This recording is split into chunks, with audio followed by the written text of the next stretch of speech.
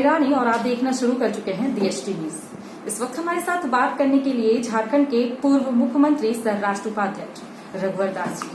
Sir, सबसे पहले तो राष्ट्रोपाध्यक्ष बनाए जाने पर आपको बहुत बहुत बधाई।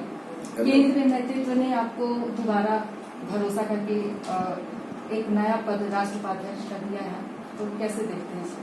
कैसे संगठन और मजबूत करें? भारतीय जनता पार्टी में जो एक साधारण कार्यकर्ता को जो जिम्मेदारी और जो प्रतिष्ठा दी है, इसके लिए मैं सर्वप्रथम अपने राष्ट्रीय नेतृत्व और झारखंड प्रदेश भारतीय जनता पार्टी के सभी कार्यकर्ताओं के प्रति आभार प्रकट करता हूँ। और मेरी पूरी कोशिश रहेगी कि जो जिम्मेदारी पार्टी ने मुझे दी है, उस जिम्मेदारी का निर्वाह पूरी कर्तव्यनिष्ठा के साथ पार्टी की विचारधारा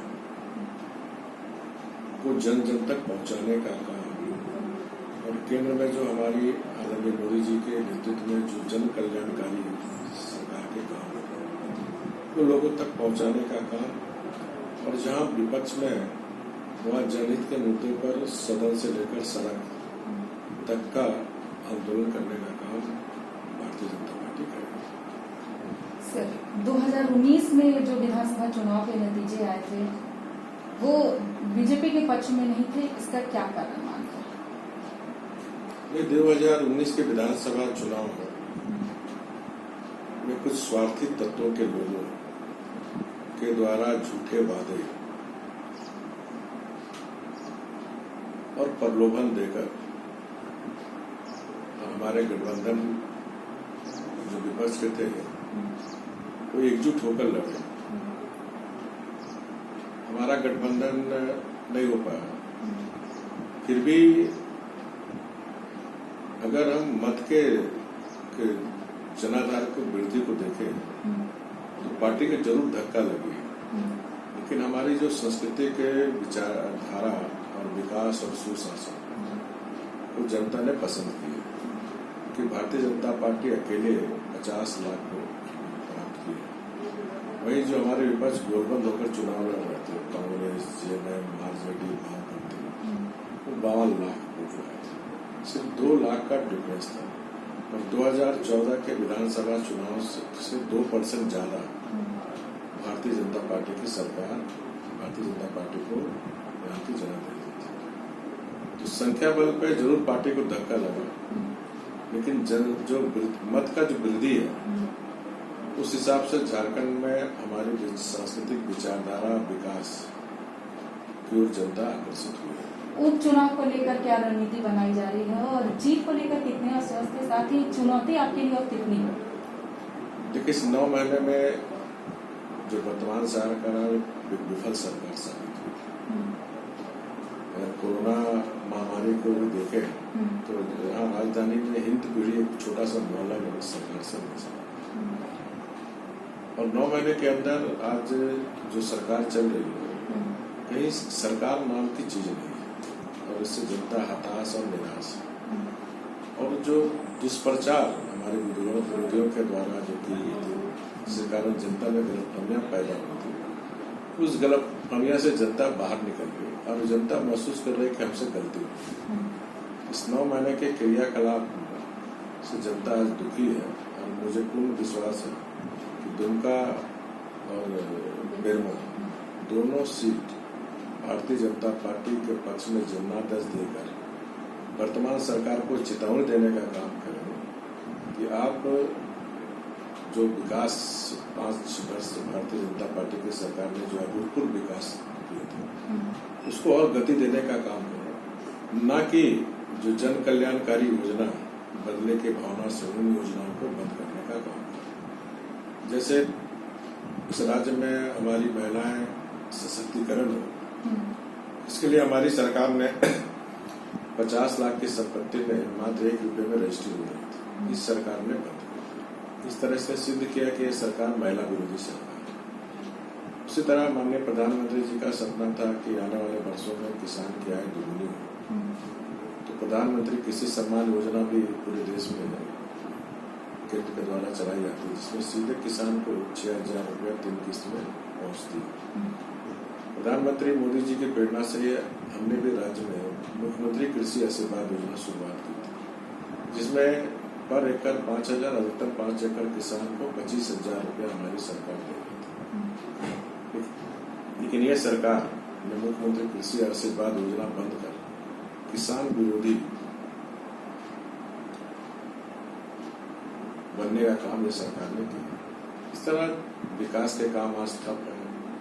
जो स्थानीय मूलवासी के नाम पर राजनीति करके सत्ता में आए हुए, जो हमने झारखंड सरकार में नियोजन नीति के तहत जो हमारे झारखंड के आदिवासी मूलवासी झारखंड वासी वो 3rd ग्रेड 4th ग्रेड में 10 वर्ष तक उन्हें प्राथमिकता मिले, इस दृष्टिकोण से नीति बनाई गई थी और इसके कारण काफी टीचरों की बहाली हुई थी। इस वर्तमान सरकार के कारण हाईकोर्ट में सही ढंग से पक्ष नहीं रखने के कारण आज हमारे हजारों लड़के लड़कियां जो नौकरी कर रहे थे शिक्षकों बाहर हो गए। इस तरह सरकार आदिवासी मूलवासी झारखंड वासी की विरोधी सरकार, नौजवानों के खिलाफ सरकार। तो इस सरकार को जो 9 महीने अभी हुए हैं, तो इसमें 10 में कितना नंबर आप देना चाहेंगे? बात करें देखिए, नंबर देने का काम तो जनता करेगी, कितने नंबर है। लेकिन अगर आप जनता से पूछेंगे तो हर तरफ, चाहे व्यापारी हो, चाहे नौजवान हो, मजदूर हो, किसान हो, घर की गृहिणी हो, तो एलपीजी गैस सिलेंडर में हम डबल सिलेंडर दे रहे थे, उसको भी इस तरह आप जहां भी जनता से पूछेंगे तो जनता में हताशा नहीं हो। हमें लगता है कि अगर आप जनता का सर्वे करेंगे तो सब 0 नंबर ही देंगे। सरयू राय लगातार आप पे घोटाला लगाने का आरोप लगाते आए हैं। कथित तौर पे मैनहट्ट वाले मामले में भी सरकार ने एसीबी की जांच के आदेश दे दिए हैं, इस पर क्या कहें?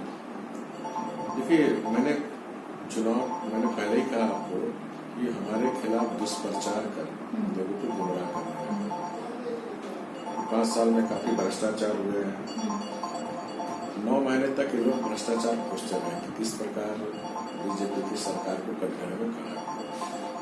9 महीने में इन लोग को कोई, क्योंकि 5 साल हमने बेदाग ईमानदार सरकार राज में की थी। पहले के 2014 के पहले सरकार की पूरी देश दुनिया में बदनामी भ्रष्टाचार से होती थी। 5 वर्ष में हमने बेदाग सरकार दी। झारखंड का कहीं भी भ्रष्टाचार को लेकर नेशनल टीवी और मीडिया में सुर्खियां बनी बनती। ये दुस्वार्थी लोग दुष्प्रचार करके सुर्खियों में बने रहने के लिए इस दुष्प्रचार किया था। ये जो मेनहट्ट का मुद्दा है, ये 2005 का मुद्दा है। 2005 के बाद जो आरोप लगा रहे, स्वयं 5 साल मंत्री थे, 5 साल एमएलए थे। अब इस सिर्फ अपने जो झूठे जो प्रचार किए थे चेहरा बेचाने के लिए मेनहट्ट के मामले को इंक्वायरी, तो मैंने स्वागत किया, क्योंकि मेनहट्ट के मामले में जो पेमेंट हुआ उसका जांच हुआ, हाई कोर्ट के आदेश पर मेनहट्ट का पेमेंट हुआ। और जब पेमेंट हुआ उस समय वित्त मंत्री, नगर विकास मंत्री स्वयं वर्तमान के मुख्यमंत्री हेमंत सोरेन जी थे। रघुवर दास ये तो कुछ नहीं है, इसलिए मैंने जांच का स्वागत किया। दूध का दूध और पानी का पानी हो जाए।